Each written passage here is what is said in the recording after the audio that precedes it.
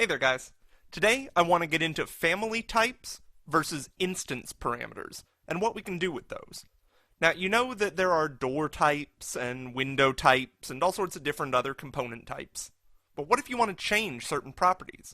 In this video I want to go over how to do that and what that impacts.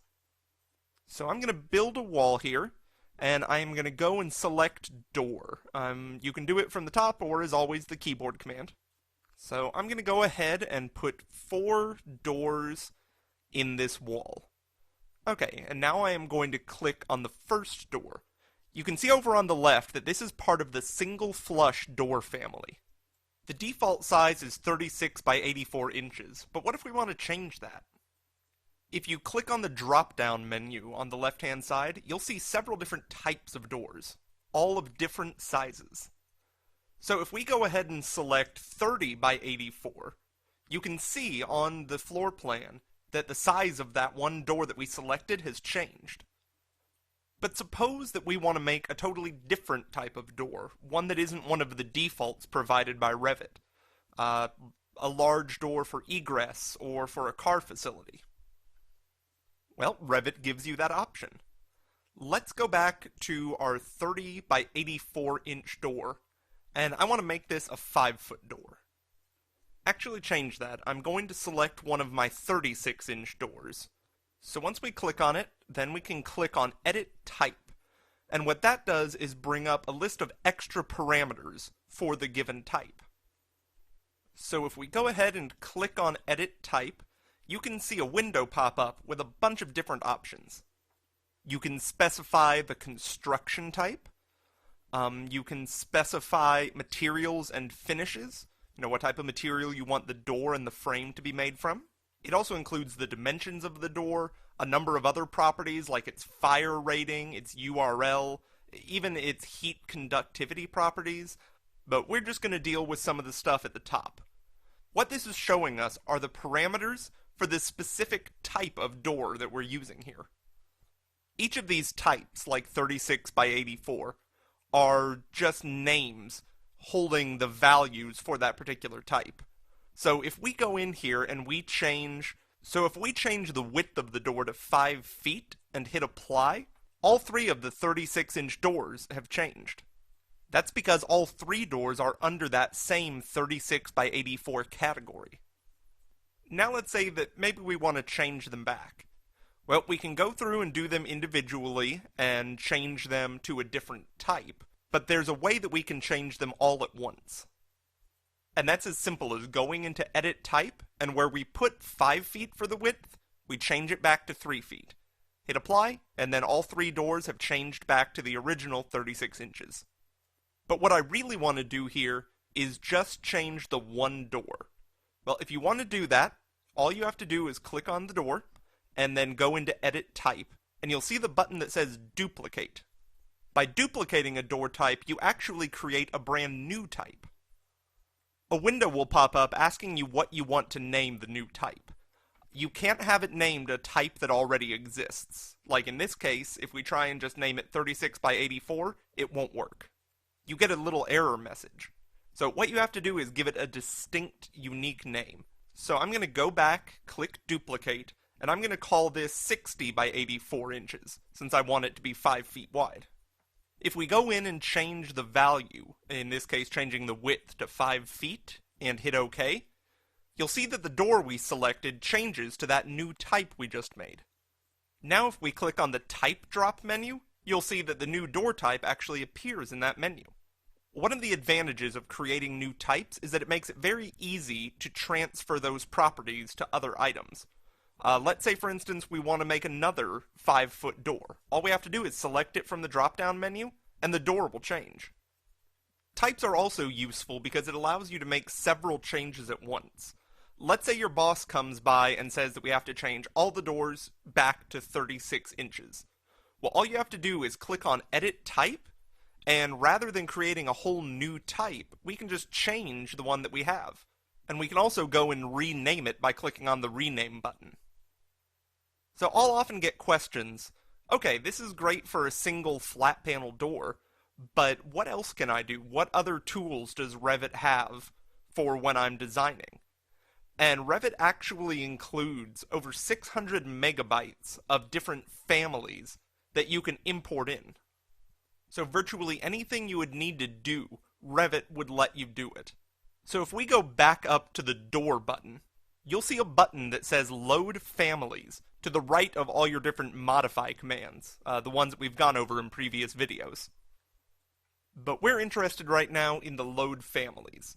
So if you click on that button, a menu will appear, and all the different things under that menu are actually different families. Doors, columns, ducts, all sorts of stuff. There's windows, electrical equipment, plumbing, lighting. There's title blocks. Really just everything you can think of that can help you when you're designing a structure. So if I go into doors, you can see that there are tons of types within the doors.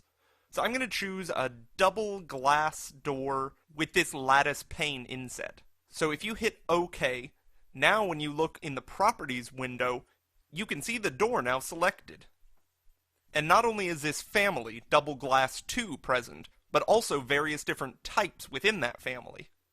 So this family and type setup is exactly the same as we saw with the previous door that we were working with.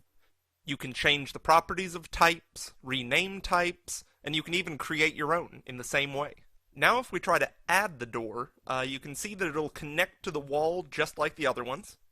And now if we click on Edit Type, you can see that the exact same sort of menu pops up. You can do the same things in the same way.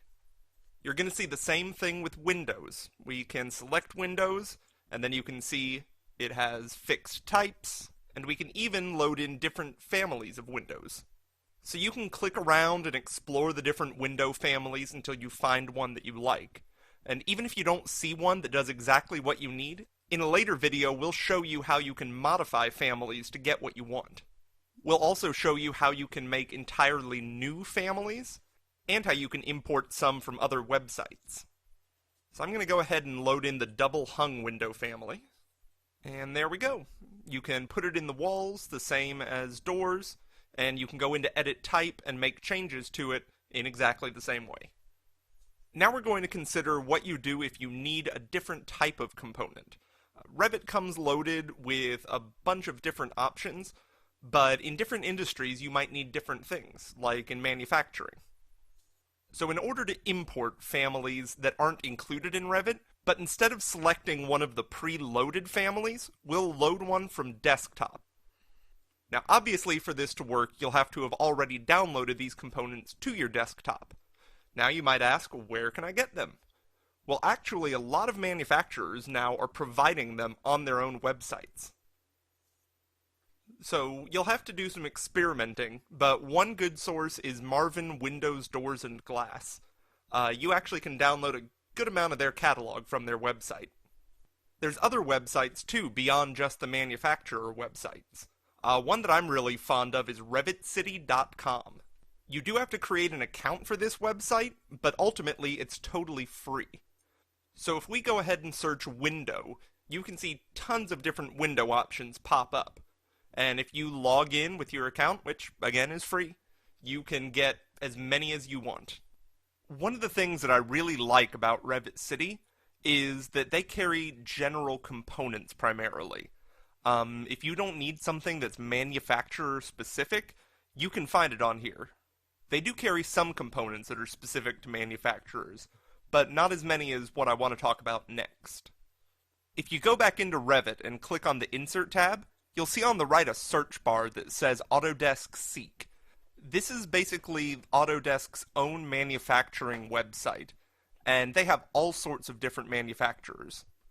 So if I type Windows into the Autodesk Seek bar, it will take you to a website that has all sorts of different components. And even though we're under Revit right now, if you click on the word Revit by the search bar, you can actually get components for any of Autodesk's products. The first one that popped up in the search was from Atrium Windows and Doors.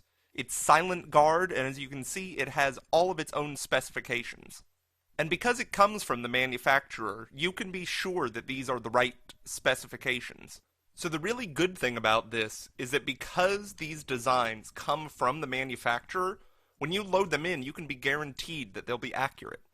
And furthermore, while the generic families that come preloaded with Revit don't have a lot of the specifications under edit types, like fire rating and price for instance, manufacturers will actually include a lot of that information in the file, guaranteeing greater accuracy and certainty as you're going through on your project. Alright, that's it for this lesson. If you have any questions, don't hesitate to contact us. But otherwise, just go ahead on to the next lesson.